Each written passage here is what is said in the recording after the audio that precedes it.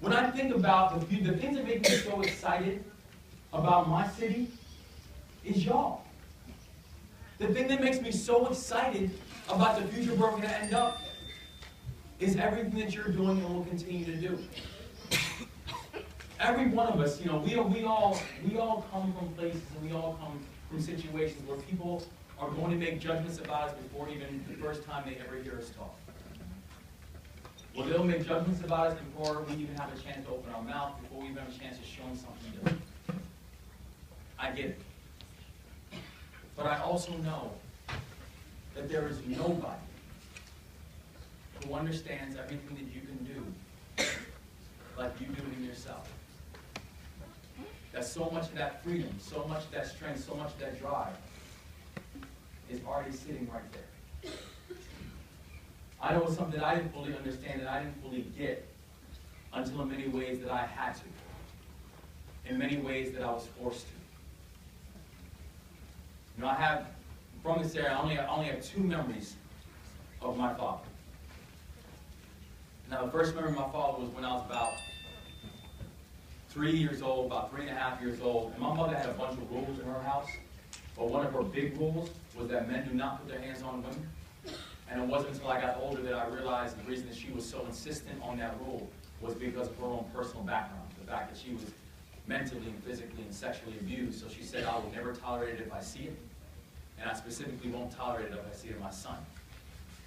And my mother had this big rule inside of our house, but the fact was that, you know, I have an older sister who's 6 years older than me, and I have a younger sister who's like a year younger than me, and me and my older sister used to get in these like drag-out brawls, like steel cage match fights, just like closed fist punches. And my mother would always see us fighting, and she would always try to break us up, and she'd break us up, and she'd grab me, and she'd look at my face, and she would tell me, you do not put your hands on women, you do not put your hands on women. And I'd have to explain to my mother, and I'd say, but mommy, this is not a woman.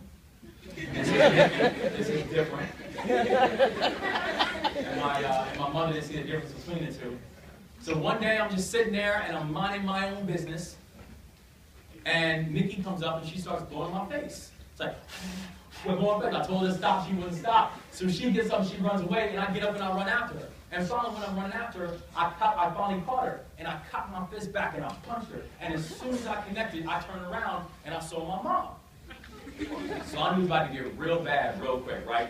So mom starts coming after me. I start running in the other direction.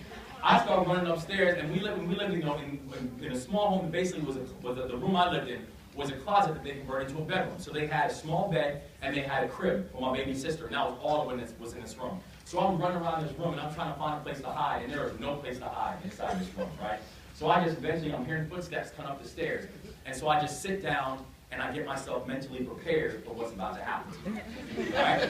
So I'm sitting there, and I'm waiting, and then finally there's a knock on the door, and the door opens up, and my father walks in. And my father walks into the room, and he sits down on the corner of the bed, and he picks me up and he puts me on his lap. And he starts explaining to me what I had done so wrong. And while my job is to protect women and not to hit them. While my job is to protect my family and not to go after them. Amen. And then he told me that I needed to go downstairs to go apologize to my mother and to my sister. But he told me to come with me. And as we're walking downstairs together, I'm walking down the stairs with him, and I'm holding onto his hand, and literally my entire hand is wrapped around his finger.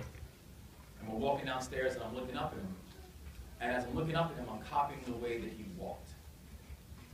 The way he stuck his chest out when he went downstairs. So I'm 3 years old, and I'm sticking my chest out.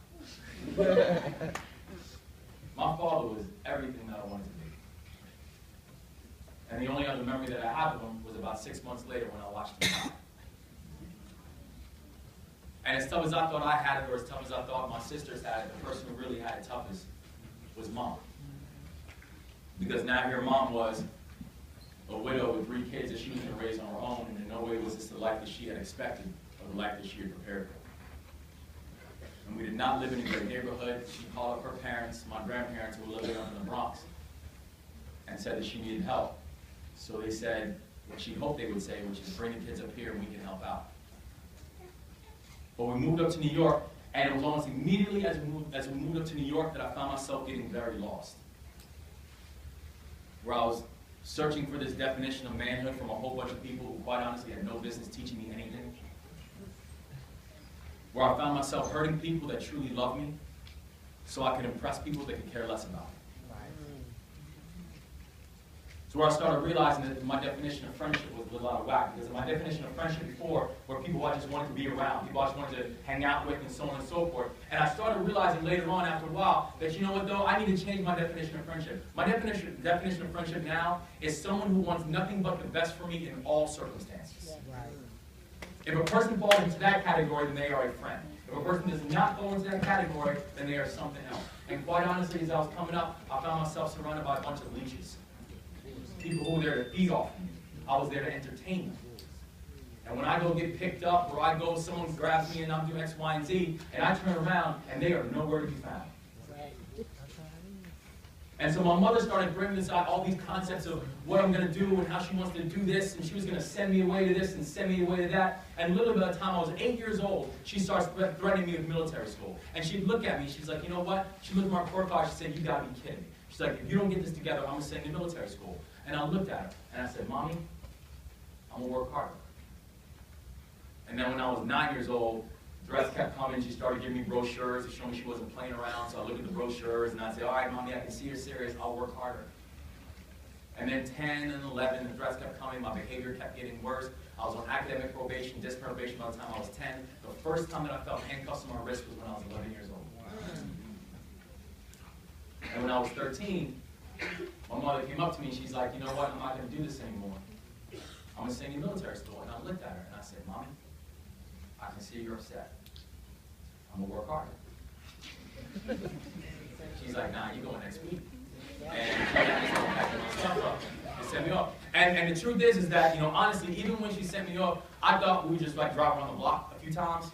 And I had to like pinch myself to force myself to cry or something to make her think I was really serious and I was sorry. But she kept on driving all the way to Pennsylvania. She sent me to the school. And I hated everything about this place when I first showed up. I mean, literally, in the first 4 days, I ran away 5 times. The last time I tried to run away was because they found me in the middle of the woods at 1 o'clock in the morning because they gave me a map on how to get home to the train station, and that was fake. That just took me to the middle of the woods. So they were literally just watching me at 1 o'clock in the morning making circles in the woods following this map, looking crazy. And so they found me in the middle of the woods. 1 o'clock in the morning, and I'm sitting there crying, and they brought me back to campus, and we're in a town on campus, and it's something called plebe system, where you're not allowed any outside communication, no phone calls, radios, television, nothing. But they said, we're going to make an exception. So they said, Wes, you've got 5 minutes to make, well, they didn't say Wes, they said Moore on the last name. They said, Moore, you got 5 minutes to make a phone call. Call whoever you want, we don't care, but you've got 5 minutes. So I called the only number that I knew, which was Mom. And Mom wasn't expecting to hear from me for like 8 weeks. And now here it is on day 4, 1 o'clock in the morning, she gets a phone call. So she's freaking out. She's like, you okay? I'm like, Mommy, I'm good. Thank you for this wonderful opportunity, but I'm really ready to come home. You come get me tomorrow morning. And I'm going through this whole list of things that she needed to do to make my life easier. And then she stopped me. And she told me, she said, too many people have sacrificed in order for you to be there. And too many people are rooting for you. And you have got to understand, it is not all about you. Amen.